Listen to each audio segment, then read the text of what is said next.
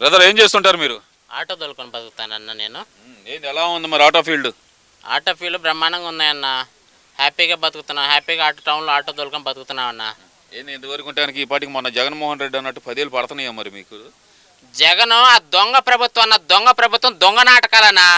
10,000 రూపాయలు కుడి చేత్తో ఇచ్చి ఎడం చేత్తో 20,000 రూపాయలు తీసుకుంటారన్న జగన్. మా చేత చనాల రూపంలో ఎన్నో వేలకు, ఇప్పుడు 10,000 రూపాయలు ఇస్తాడు అతను. ఒక చలానాకు వచ్చి 1,500, 2,000. మామూలుగా అయితే ఒక చలానా డ్రైవింగ్ లైసెన్స్ లేకపోతేనో, కాకి చొక్కా లేకపోతేనో, రాంగ్ రూట్లో వెళ్ళినందుకు 110, 120, 150, 200 లోపు పడుతుందన్న మాకు. అతను 10,000 రూపాయలు వేసి ఒక్కో చలానాకు వచ్చి 1,500 చొప్పున తీసుకుంటున్నాడన్న మా దగ్గర. ఒక 1 ఇయర్కి వచ్చి కనీసం ఆ 10,000 ఇస్తే 25,000 వసూలు చేస్తున్నాడు అతను.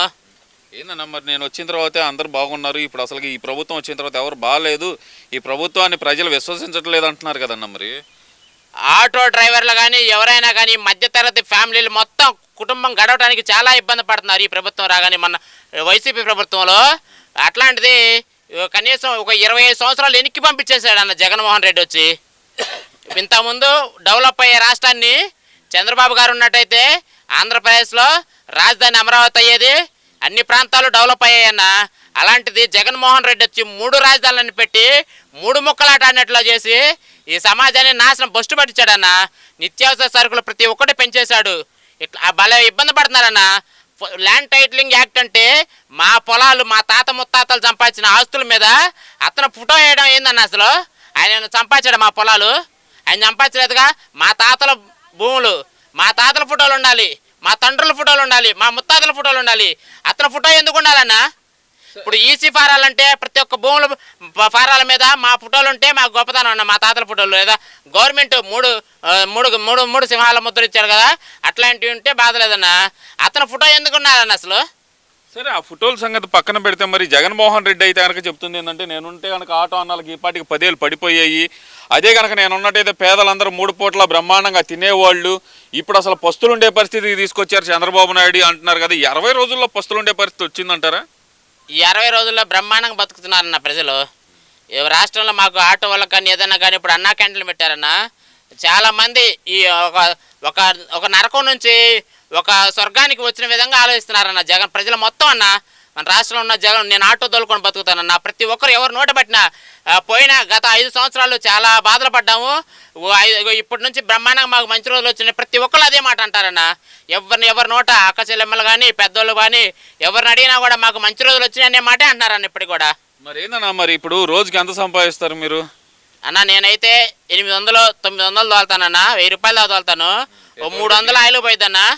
300 ఆయిల్ పోయిద్దన్న. ఓ 700, 600 మిగులుతాయన్న నాకు. వీటితో నా కుటుంబ ఖర్చులు వెళ్ళబుచ్చుకుంటానన్న నేను. గతంలో మరి భోజనాలకి వీటికి ఖర్చులు ఎంత అయ్యాయన్న నీకు రోజుకి? అన్న గతంలో ఆటో సర్వీసులు చాలా ఇబ్బంది పడ్డామన్నా. ఎటు పట్టినా ట్రాఫిక్ పెరిగిపోవడం, చాలా సమస్యలు అన్న. ఏకి వెళ్ళినా కానీ పరదాలు అడ్డం పెట్టడం, ట్రాఫిక్ రూల్స్ని ఇబ్బంది పెట్టడం మమ్మల్ని ఆటో వాళ్ళని. జగన్మోహన్ రెడ్డి గుంటూరు వస్తున్నారంటే విజయవాడ దాకా ట్రాఫిక్ ఆగిపోయిందన్న. మమ్మల్ని ఎంతో నరకం అనిపించామన్నా. అంటే చాలా సమస్యలు పడ్డామన్నా మేము గత 5 సంవత్సరాలు, పోయిన 5 సంవత్సరాలు కూడా. మరి ఇప్పుడు అన్నా క్యాంటీన్లు ఓపెన్ చేశారు, మరి మీకు ఎంత అవుతుందో రోజు ఖర్చు ఎంత అవుతుందో? అసలు అన్నా క్యాంటీన్లో భోజనాలు ఎలా ఉన్నాయి? నిన్నటి నుంచి మొదలు పెట్టారు కదా, ఎలా ఉన్నాయి మరి అన్నా క్యాంటీన్లో భోజనాలు ఇవన్నీ? అన్నా క్యాంటీన్లో భోజనాలు పొద్దున పూట టిఫిన్, మధ్యాహ్నం భోజనం, సాయంత్రం భోజనం బ్రహ్మాండంగా ఉన్నాయన్న. మధ్యతరగతి ఫ్యామిలీలు, దారిన పోయేవాళ్ళు ప్రతి ఒక్కరు కూడా సగటు మనిషి హోటల్ పోయి భోజనం చేయాలంటే 100, 150 రూపాయలు ఖర్చు అవుతుందన్న. ఇలా 5 రూపాయలకే భోజనం అంటే బ్రహ్మాండంగా ఉందన్న. అన్నం పరబ్రహ్మ స్వరూపం. అన్నం పెట్టే వ్యక్తిని ఎవరైనా దేవుడితో భావిస్తాం మనం, మన తల్లిదండ్రులు ఎవరైనా కానీ. అలాంటిది ఈ అన్నదాన కార్యక్రమం, ఈ అన్నా క్యాంటీన్ అనేది చాలా మంచిదన్న. ఇప్పుడు ఈ అన్నా క్యాంటీన్ గతంలో ఉండే టీడీపీ ప్రభుత్వం పోయినసారి ఉన్నప్పుడు ఉండే అన్న. ఈ జగన్మోహన్ రెడ్డి అనే దుర్మార్గుడు ఎక్కి మా నోటికాడ కూడా లాగేసుకున్నాడన్న. 5 రూపాయలకి భోజనం అంటే మధ్యతరగతి ఫ్యామిలీకి కడుపు నిండా తినిపోయేవాడన్న. అలాంటిది మా నోటికాడ కూడా లాగేసుకున్నాడన్న ఈ జగన్మోహన్ రెడ్డి దుర్మార్గుడు వచ్చి. దొంగ. అది కాదు, నేను వచ్చిన తర్వాత పేదలందరూ సంతోషంగా ఉన్నారు, నేనే వాళ్ళకి పెన్నిదిలాగా అన్నీ చేసి పెట్టాను అంటున్నాడు కన్నా. మరి కొంతమంది ఆడవాళ్ళని జగన్ అనే దుర్మార్గుడు మైండ్ సెట్ మొత్తం మోటివేట్ చేసి అతను వాళ్ళ చేత వాళ్ళకి నోటికి ఇష్టం వచ్చినట్టుగా మాట్లాడించడం, జనాల్ని ప్రజల్ని ఇబ్బంది పెట్టడం, పోతేనేమో మన ప్రభుత్వం బాగా చేసిందనే మనిషి ఆలోచనలు మైండ్ మోటివేట్ చేసి జనంలోకి మీడియా ముందుకు తీసుకొచ్చి అలా ఒక ఈ సాక్షి ఛానల్ ద్వారాగా జనాలను ఇట్లా చెప్పించారన్న. అంతేగాని గత 5 సంవత్సరాల్లో చాలా ఇబ్బంది పడ్డారన్న ప్రజలు. మరి అన్న క్యాంటీన్లో భోజనం సరిపోతుంది అన్న? ఏంది పెట్టే గుప్పెడ మెతుకులకు 5 రూపాయలు తీసుకుంటున్నారు, అది కూడా దాతలు ఇచ్చిన దానికి కూడా 5 రూపాయలు తీసుకునేది ఏంది అంటూ మరి వైసీపీ నాయకులు మాట్లాడుతున్నారు కదా అన్న. దాతలు అంటే ఇట్లాంటి చిల్లర రాజకీయాలు చేస్తున్నారన్న. ఈ వైసీపీ ప్రభుత్వం చిల్లర రాజకీయాలు ఇదే పని వాళ్ళకి, వాళ్ళ పూర్తిగా ఇదే పని, ఈ చిల్లర రాజకీయాలు చేయడానికి. 5 రూపాయలు అంటే అన్న, 5 రూపాయలు అంటే పక్కన అందులో ఖర్చు పనిచేసే వాళ్ళు ఉంటారు కదా, అలాంటి వాళ్ళ వరకేనన్న ఈ ఖర్చులు బట్టికే వాళ్ళకి 5 రూపాయలు ఇచ్చేది. 5 రూపాయల భోజనం అంటే కడుపు నిండా పెడుతున్నారన్న. బయటికి పోయి భోజనం చేయాలంటే 150 రూపాయలు అవుతుందన్న. భోజనం ఎలా ఉంది? బ్రహ్మాండంగా ఉందన్న. 3 కూరలు తిన్నామన్నా. ఎలా ఉంది? పప్పు, సాంబారు, ఒక చట్నీ, ఒక పెరుగు ప్యాకెట్, బ్రహ్మాండంగా ఉందన్న. బాగున్నాయన్న. అది సరిపోయింది, ఒక మనిషికి సరిపోయిందన్న. మరి గడిచిన 5 సంవత్సరాలు ఎలాంటి ఇబ్బందులు ఎదుర్కొన్నారు? లేదన్న, మేము ఆటో తోలుకొని భోజనం చేయాలంటే లేదా ఇంటికి వెళ్ళాలి. మా ఇల్లు కనీసం 15-20 కిలోమీటర్ల దూరం. మా ఇంటికి వెళ్ళి తినాలంటే కనీసం నాకు 1.5 టైం పడుతుంది. అట్లాంటిది ఈ టౌన్లో ఆటో తోలుకుంటా నేను. ఇక 1 కిలోమీటర్ లోపే అన్న క్యాంటీన్లు ఉన్నాయి. ఎక్కడ పెట్టిన ఒక టౌన్ మొత్తం మీద చాలా ఉన్నాయన్న. అడుగడుక్కి ఎక్కడికి వెళ్ళి తినాలన్నా 5 రూపాయలేనన్నా. 5 రూపాయలు ఇచ్చి భోజనం చేసేసి బరిగా భోజనం తినేసి కమ్మగా వచ్చి ఆటో తోలుకొని బతుకుతున్నా ఉన్నా మేము. ఇబ్బంది లేదన్న మాకు. మీకు మరి నిన్న భోజనం చేశారు కదా, ఎంత మిగిలిన డబ్బులు మీకు? నిన్న మేము 1000 రూపాయలు దాకా సంపాదించామన్నా. 300 రూపాయలు ఆయిల్ పోయిందన్న, 700 రూపాయలు మిగిలిన అన్న మాకు. 5 రూపాయలు భోజనం అన్న. ఇబ్బంది ఏం లేదన్న, హ్యాపీగా బతుకుతున్నాం అన్న.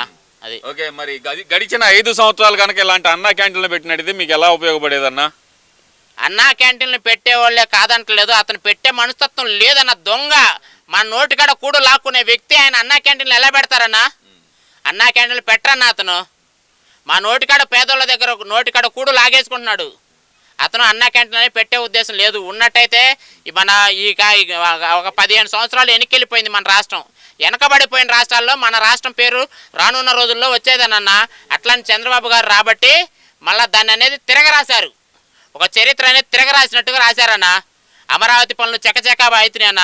మాది సత్తనపల్లి అవతల మా ఊరు. అట్లాంటిది ఉపాధి కోల్పోయి నేను జగన్ ప్రభుత్వం ఉన్నప్పుడు రాగానే ఆ రిజర్వాయర్ కింద ఏదో పని చేసుకుంటా బతికే వాళ్ళని ఆటో తోలుకొని, అట్లాంటిది అక్కడ ఉపాధి కోల్పోయా నేను. ఆ కాలం కింద బిల్లులు మొత్తం రద్దు చేసేసారన్న. మేము అది వదిలిపెట్టి టౌన్కి వచ్చి బతుకుతున్నానన్న.